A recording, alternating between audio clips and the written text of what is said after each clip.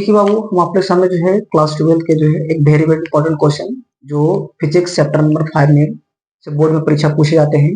ठीक है, क्वेश्चन आपका ये है कि निरक्षीय स्थिति में किसी चुंबक का चुंबकीय क्षेत्र के लिए क्या प्राप्त करना है? व्यंजक प्राप्त करना है। ठीक है, एक आपका निरक्षीय स्थिति में किसी चुंबक का हमको जो है वो चुंबकीय क्षेत्र क्या प्राप्त करनी है, आपकी जो है व्यंजक को क्या करना है, प्राप्त करना है। इसके लिए क्या करना है, सबसे पहले कि आपको एक चुंबक लेना है। देखिए जैसे फिगर बनाया हुआ है, एक छोटा फिगर यहाँ बताते हैं आपको। एक छोटा सा मान लीजिए कि चुंबक है एन और क्या आपका एस। ठीक है, इसका ध्रुव है चुंबक का। ये मान लीजिए आपका साउथ पोल है और ये चुंबक का मान लीजिए नॉर्थ पोल है। अब क्या करना है कि मान लेना है कि चुंबक की कुल लंबाई आपका जो है वो आपका 12 है। पूरा जो चुंबक है उसकी कुल लंबाई को कितना मान लिए? 12 मान लिए। अब इसके जो है इस प्रकार से मान लीजिए कि यहां से इसके मध्य बिंदु से आर दूरी पर एक आपका P बिंदु है। इस पर हमें चुंबकीय क्षेत्र की तीव्रता को ज्ञात करनी है।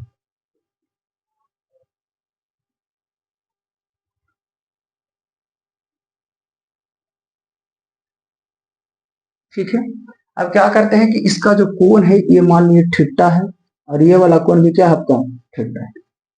अब देखिए हम जानते हैं क्या कि आपका इस प्रकार से इसको आगे बढ़ाया जाए तो हमारा थीटा के साथ जो कोण बनता है वो बनता है आपका कॉस थीटा, और थीटा से अगर दूर कोण बनाना है तब हमारा बनेगा साइन थीटा। इस प्रकार जो है हम दो को कोण बनाए, b1 cos थीटा थीटा के साथ, ये b2 cos थीटा। ऊपर में है तो b1 sin थीटा और नीचे में है तो क्या बना b2 sin थीटा।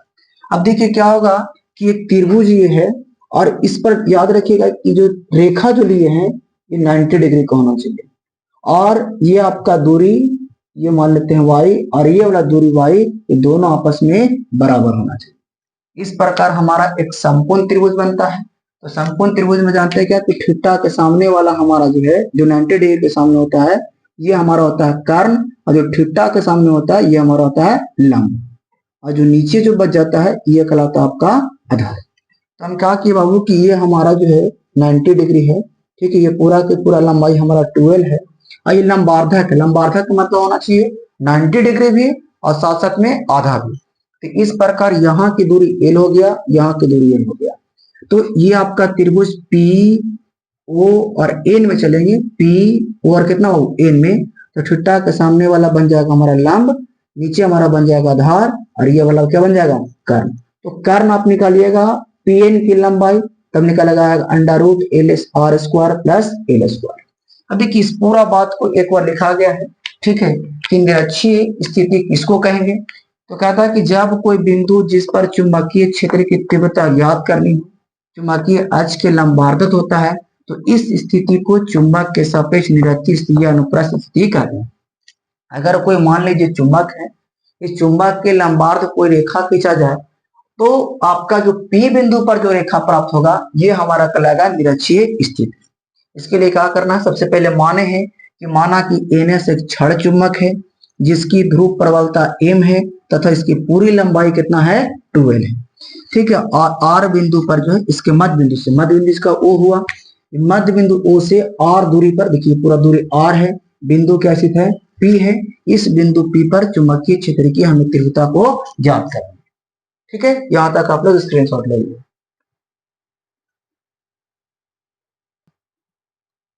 चलिए देखिए बाबू, अब हम आगे बढ़ते हैं। ठीक है, अब आगे की ओर देखिएगा, आगे हम लिखे क्या है कि एन हमारा ध्रुव है बाबू, एन। इस ध्रुव के कारण हमको चुंबकीय क्षेत्र की तीव्रता निकालना है P बिंदु पर। ठीक है, तो हम जानते हैं क्या है कि एन बिंदु के कारण बिंदु P पर चुंबकीय क्षेत्र का मान जो होता है चुंबकीय क्षेत्र बराबर वो होता है B1 बराबर U0 बट्टा 4 पाई इंटू में M बटा में NP स्क्वायर। इसको समीकरण में कितना मान लिए, पहला एन ध्रुव के कारण बिंदु P पर चुंबकीय क्षेत्र का मान। उसी प्रकार से एस बिंदु पर चुंबकीय क्षेत्र का मान जो आएगा वो आएगा U0 बटा में 4 पाई M बटा में SP के स्क्वायर। ये समीकरण कितना मान लिए, दूसरा। अब देखिए हमारा B1 और B2 के जो है दो नियोजित घटक है। B1 में हमारा एक है B1 sin थीटा और दूसरा है B1 cos थीटा। उसी प्रकार से हमारा cos में भी है, सॉरी B1 में cos में भी है B1 cos थीटा, और एक हमारा है B1 cos थीटा और एक हमारा B1 sin थीटा। उसी प्रकार से B2 में है B2 sin थीटा और B2 cos थीटा। तो देखिए लिखे हैं B1 के दो नियत घटक हैं, एक हमारा है B1 sin थीटा और एक हमारा B1 cos थीटा।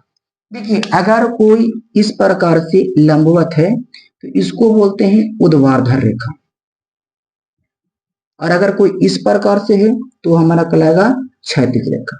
तो देखिए साइन जो है ऊपर की ओर है, सीधा खड़ा है, तो साइन हमारा हो जाएगा ऊर्ध्वाधर दिशा में। कॉस हमारा इस रूप से है क्षैतिज अवस्था में, ये हमारा हो जाएगा क्षैतिज दिशा में। तो B1 के दो घटक B1 sin थीटा और B1 cos थीटा। उसी प्रकार से B2 के दो घटक नियोजित हो सकते हैं B2 sin थीटा और B2 क्या आपका cos थीटा। अगर हमको पूरा का पूरा चुंबकीय क्षेत्र का परिणाम ज्ञात करना है B बराबर, तो क्या करेंगे कि जितने घटक आए हैं सारे घटकों को आपस में क्या करेंगे जोड़ देंगे, तब हमारा बिंदु P पर परिणामी चुंबकीय क्षेत्र निकल जाएगा। तो B1 B2 B1 sin theta B1 cos theta B2 sin theta और B2 cos थीटा।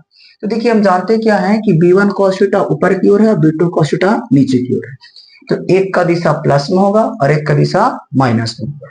और ये B1 cos थीटा और B2 cos थीटा एक ही दिशा में है, तो जब हमारा एक ही दिशा में रहेगा तो दोनों आपस में जुड़ जाएंगे, और विपरीत दिशा में रहेंगे तो निरस्त हो जाते हैं। निरस्त होने का मतलब एक प्लस में जाएगा एक माइनस में जाएगा, तो दोनों एक दूसरे को काट देगा। तो देखिए पूरा का पूरा बी बिंदु बी जो है चुंबकीय क्षेत्र निकालने के लिए B1 sin theta B1 cos theta. अब देखिए B2 sin थीटा नीचे की ओर है, ये हमारा हो जाएगा माइनस का B2 sin थीटा, और ये B2 cos theta B1 cos theta एक ही दिशा में है, तो दोनों का आपस में क्या करेंगे जोड़ देंगे। इस प्रकार B1 sin से B2 sin कैंसिल हो जाएगा। निरस्त तो इसको काटना नहीं है, केवल हम जानते हैं कि दोनों विपरीत रहेंगे तो निरस्त हो जाएंगे, तो काटेंगे नहीं, ठीक है। तो हमारा केवल बचेगा B1 cos थीटा और बचेगा B2 cos थीटा। तो यहां से B बराबर निकल कर आएगा B1 cos थीटा प्लस में B2 cos थीटा। अब ये दोनों हमारा जुटेगा, तब ये देखिए अब हम जानते क्या है कि B1 बराबर है आपका B2 का, याद रखिएगा B1 हमारा जो है वो बराबर किसका है B2 का, तो यहां से दोनों जुड़ जाएगा, हो जाएगा 2B1 cos थीटा। चलिए यहां तक आप लोग लिख लीजिए।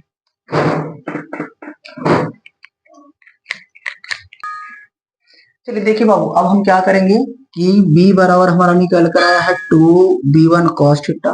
थोड़ा देर पहले समीकरण पहला निकाले होंगे तो उसमें लिखा हुआ है B1 बराबर U0 बटा 4 पाई इंटू में A बटा में NP स्क्वायर।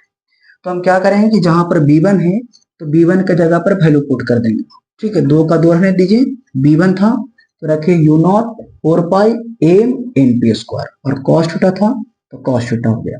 अब देखिए 2 बराबर यहां से निकल कर क्या आएगा U0 बट्टा में 4 पाई इंटू में 2 को m के पास ले जाते हैं तो 2m, और NP है बाबू तो NP का देखिए वैल्यू लिखा हुआ है n से p तक under root r square plus L square. यहां पर रख देंगे under root r square plus L square, और ये पूरा का आपका हो जाएगा होल स्क्वायर। इनटू में क्या आपको लिखा हुआ है cos थीटा, तो cos थीटा रहने दीजिए। अब यहां से क्या करेंगे हम B बराबर U0 बट्टा में 4 पाई इंटू में 2m by under root r square plus L square और रूट का 2। अब आप जानते क्या है कि cos थीटा बराबर हमारा एक फार्मूला होता है, वो होता है आपका B और बटा में होता है H। तो जहां पर cos थीटा है वहां पर हमको लिखना होगा B का मान, तो थीटा के सामने वाला ये तो हो जाएगा लंब, ठीक है, नीचे वाला हो जाएगा आपको आधार और ये हो जाएगा आपको कारण।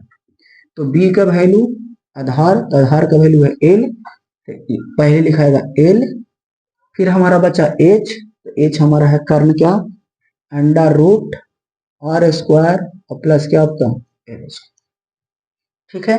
अब क्या करते हैं B बराबर U0 बट्टा में 4 पाई इंटू में 2ml by under root R square plus L square का पावर कितना हो जाएगा 2। अब देखिए आप जानते हैं कि रूट का मतलब होता है 1/2।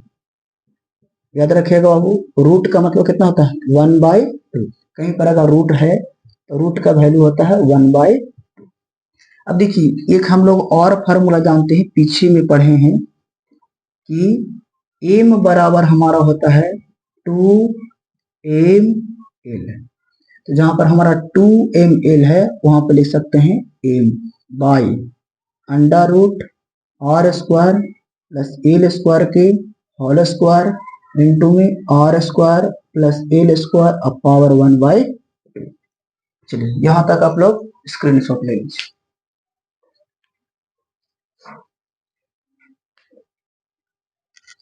चलिए देखिए बाबू, अब आगे बढ़ते हैं। यहाँ से b बराबर हमारा हो जाएगा u0 बाई 4 पाई इंटू में एम बाई, देखिए स्क्वायर है तो रूट खत्म हो जाएगा, तो हमारा केवल बचेगा आर स्क्वायर प्लस में एल स्क्वायर इंटू में बचेगा आपका R square plus L square अब पावर 1/2।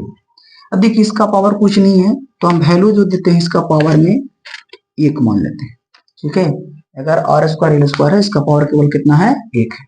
अब यहाँ से सोल्यूशन करेंगे तो b बराबर निकल कर आएगा u0 बाई 4 पाई इंटू में एम बाई। अब देखिए ये दोनों का आधार सेम है तो हम जानते हैं कि आधार सेम है और गुना में रहने पर पावर को जोड़ दिया जाता है।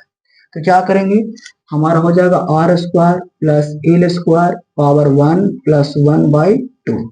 यहाँ से जोड़ेंगे तो b बराबर u0 बाई 4 पाई इंटू में M by R square plus L square के पावर जो आपका आएगा 3 कितना हो जाएगा 2। अब एक कॉन्सेप्ट लगाना है कि हमारा आर जो है, एल जो है काफी छोटा है आपका आर से, तो एल जो होगा वो नगण्य हो जाएगा।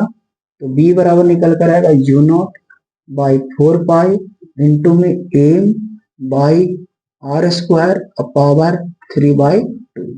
यहाँ से निकल कर आएगा b बराबर u0 बाई 4 पाई इंटू में एम आर के पावर ये 2 गुना में चल जाएगा तो 3 इंटू 2/2, 2 से 2 कैंसिल आउट हो जाएगा तो बचेगा b बराबर u0 बाई 4 पाई इंटू में एम बाई आर की।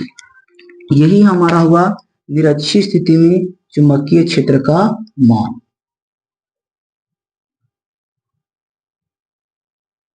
b बराबर u0 बाई 4 पाई इंटू में एम बाई आर क्यूब। अब देखिए इस पर एक आपको न्यूमेरिकल करवा देते हैं, यहां तक आप लोग स्क्रीनशॉट ले लीजिए।